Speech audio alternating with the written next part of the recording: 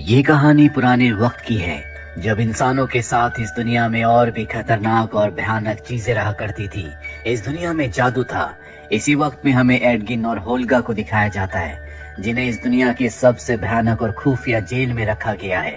इन दोनों को 2 साल की सजा हुई है, क्योंकि इन दोनों ने चोरी की है। ये दोनों पेशे से चोर हैं और आज 2 सालों के बाद इन्हें काउंसिल के सामने पेश किया जाता है। आज इन्हें बताना होगा कि इन्हें रिहा क्यों कर दिया जाए।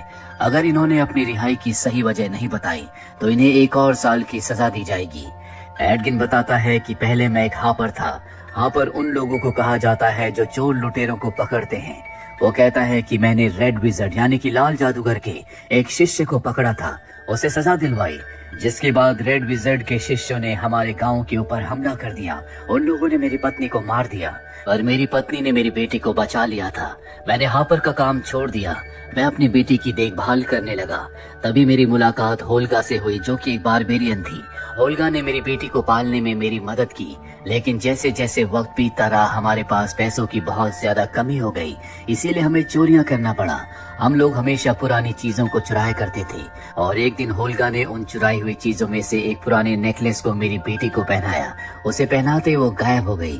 धीरे धीरे वक्त बीतता रहा और अब हमारे ग्रुप में 2 और लोग शामिल हो गए, जिनका नाम साइमन और फोर्स था। हम चारों अलग अलग जगह जाकर चोरियां करते और एक दिन फोर्स ने हमें एक जादूगरनी से मिलवाया, जिसने हमें एक आइलैंड के बारे में बताया। उसने कहा कि वहाँ पर एक ऐसा टैबलेट है जिस टैबलेट से मरे हुए इंसानों को जिंदा किया जा सकता है। और जब मैंने उस टैबलेट के बारे में सुना तो मैं किसी भी कीमत पर उस टैबलेट को हासिल करना चाहता था, क्योंकि उससे मैं अपनी पत्नी को जिंदा कर सकता था। मैं अपनी बेटी को घर पर छोड़कर अपने सभी साथियों और उस जादूगरनी के साथ उस आइलैंड पर पहुंच गया। हमें वहां पर बेशकीमती चीजें मिली। वहां पर एक हॉर्न था जो जादूगरनी ने अपने पास रख लिया और मैंने उस टैबलेट को, और तभी वहां पर सिपाही आ गए, जिन्होंने मुझे और होल्गा को पकड़ लिया। टैबलेट मेरे पास ही था, जो मैंने फोर्ज को दे दिया और उससे ये कहा कि मेरी बेटी का ध्यान रखना।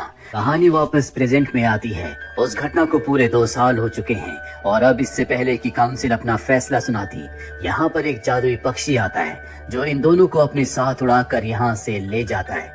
ये दोनों के दोनों एक बार फिर से अपने गांव में पहुंच जाते हैं, जहां पहुंचकर इन्हें पता चलता है कि फॉर्ज नेवरविंटर नाम की एक जगह का लॉर्ड बन चुका है। एडगिन किसी भी कीमत पर अपनी बेटी से मिलना चाहता है, इसीलिए वो होल्गा के साथ नेवरविंटर पहुंच जाता है, जहां पर वो अपनी बेटी से मिलता है। लेकिन उसकी बेटी नाराज होती है। उसे ऐसा लग रहा होता है कि उसके पिता उसे छोड़कर चले गए थे, इसीलिए वो उनसे बात नहीं करती और वहां से चली जाती है।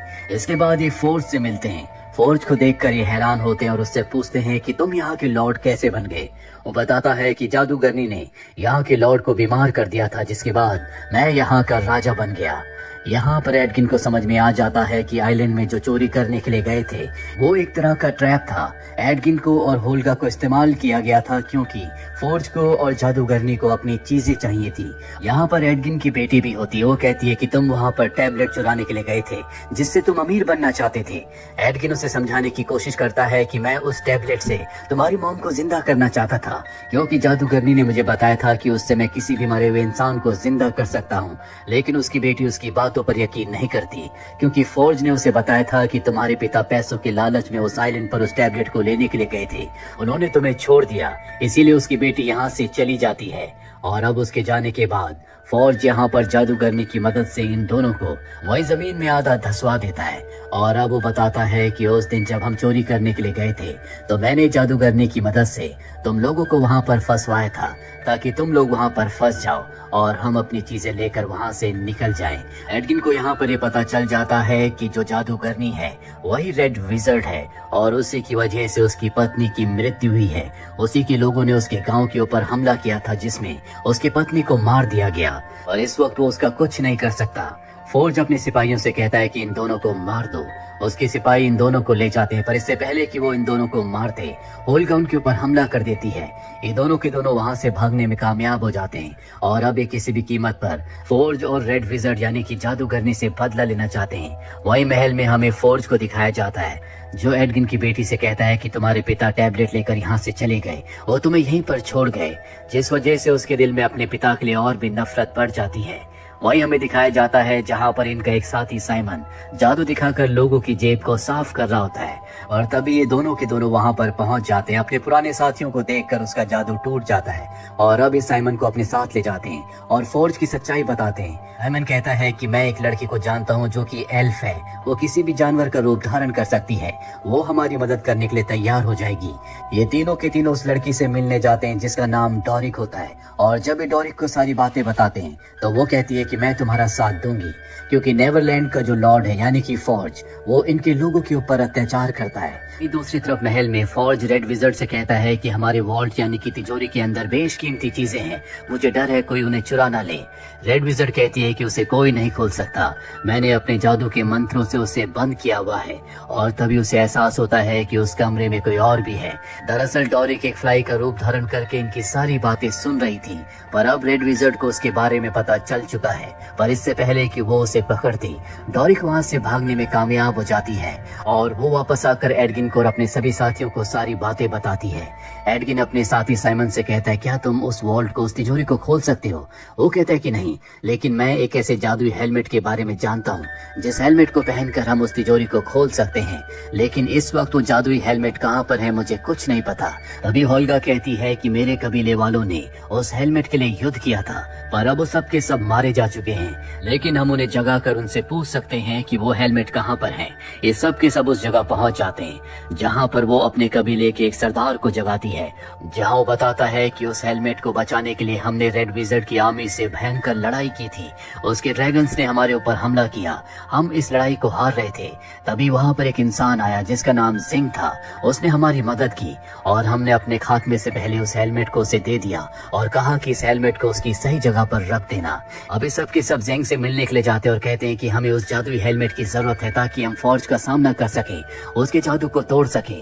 वो कहता है कि मैंने उस हेलमेट को अंडर द डार्क रखा है, यानी कि जमीन के नीचे, ताकि कोई उस तक ना पहुंचे। और अब जिंग इन्हें उस जगह ले जाता है जहाँ पर लावे की नदी बह रही होती है, उसके ऊपर एक ब्रिज होता है जो टूट जाता है, पर साइमन अपने जादू से एक पोर्टल बनाता है और पोर्टल का दूसरा हिस्सा लावे की नदी की दूसरी तरफ खुलता है, जिससे वो उस पार जाकर हेलमेट को हासिल करके वापस आ जाता है।